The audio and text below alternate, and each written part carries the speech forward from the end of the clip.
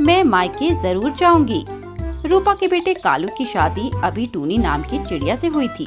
टूनी चिड़िया का मायका भी उसी जंगल में था, इसीलिए टूनी अक्सर अपने मायके जाया करती थी। रूपा अपनी बहू टूनी को इस बात के लिए मना करती, पर टूनी पर इसका कोई असर नहीं होता था। वो तो अब भी अपने मायके जाया करती। एक दिन की बात है। कालू बेटा, टूनी कहाँ है? वे कहाँ रह गई? गए तो थे तुम दोनों साथ ही। माँ, वो रास्ते में आते हुए टूनी को उसकी माँ मिल गई, इसीलिए वह रुक गई।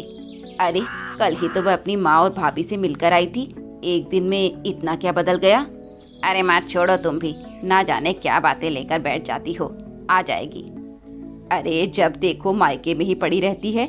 मैंने उसे कितनी बार समझाया, ऐसे मत जाया कर, रोज रोज जाने से इज्जत कम होती है। पता नहीं कब इसके दिमाग में ये बात घुसेगी। शाम को जब टूनी अपने मायके से घर आती है तो उसकी सास यही कहती है, देख टूनी बहू, ये रोज रोज अपने मायके जाना ठीक बात नहीं, ऐसे रिश्ते खराब होते हैं और कुछ नहीं। और तुम्हारी भाभी क्या सोचती होगी कि हर दिन मुंह उठाकर आ जाती है? भगवान न करे किसी दिन कुछ बात हो गई तो। अरे माँ जी, ऐसा कुछ नहीं है, बल्कि वो तो बहुत खुश होती है मेरे आने पर। अभी तेरी नई नई शादी हुई है ना, इसलिए जब तू पुरानी हो जाएगी ना, उसे भी ये बात चुभने लगेगी।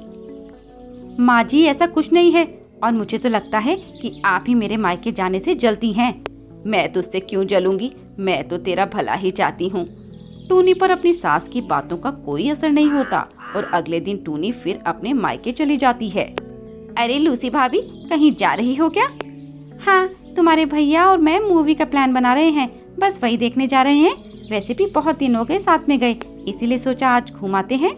लूसी सोनू के साथ चली जाती है। उधर उसकी दूसरी भाभी गौरी भी कहीं जाने के लिए तैयार थी। अरे मोनू जी, तैयार हुए कि नहीं? 2 मिनट, बस हो रहा हूँ। भाभी, आपका कहीं जाने का प्लान है क्या? हाँ टूनी, हम दोनों मेरे मायके जा रहे हैं। पापा की तबीयत कुछ ठीक नहीं है, तो उनसे मिलकर आते हैं। इसके बाद गौरी और मोनू भी चले जाते हैं। तभी टूनी अपनी माँ से कहती है, अरे माँ, तुम अपनी बहुओं को थोड़ा काबू में रखो, अगर एक बार उड़ गई तो वापस नहीं आने वाली। साफ साफ बोल टूनी, तू क्या कहना चाहती है? अरे माँ, मैं ये कहना चाहती हूँ कि बहू को थोड़ा काबू में रखो। देखा नहीं, एक पति के साथ घूमने निकल गई और एक बहाना बनाकर मायके निकल गई और तुम्हें छोड़ गई अकेला। मैं सब जानती हूँ, गौरी भाभी के पिता एकदम सही होंगे। वो तो ये सब एक प्लान है बाहर घूमने का, और कुछ नहीं। अरे नहीं टूनी, ऐसा कुछ नहीं। वे दोनों भला कहाँ जाती हैं? वो तो मैंने कल ही उनसे कहा था, इसलिए। टूनी अपने ससुराल आ जाती है। ऐसा रोज ही चलता रहता था। टूनी को अपने ससुराल से ज्यादा मायके में दिलचस्पी थी, इसीलिए वे अपनी भाभी की बातों में ही लगी रहती। एक दिन की बात है। हाय राम, ये क्या है? क्या हुआ टूनी? अरे माँ, ये देखो, गौरी भाभी ने सोशल मीडिया पर कैसी फोटो लगा रखी है। जीन्स पहन रखी है, जीन्स। अब यही देखना रह गया था। अब बताओ, हमारे घर की बहुओं को ये सब शोभा देता है क्या? हाँ, वो तो है।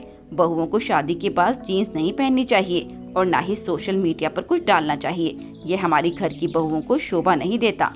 तो फिर तू ये सब क्यों करती है? तेरी भी तो शादी हो गई है, तुझे भी तो ये सब नहीं करना चाहिए। अच्छे घर की बहुओं को ये शोभा नहीं देता।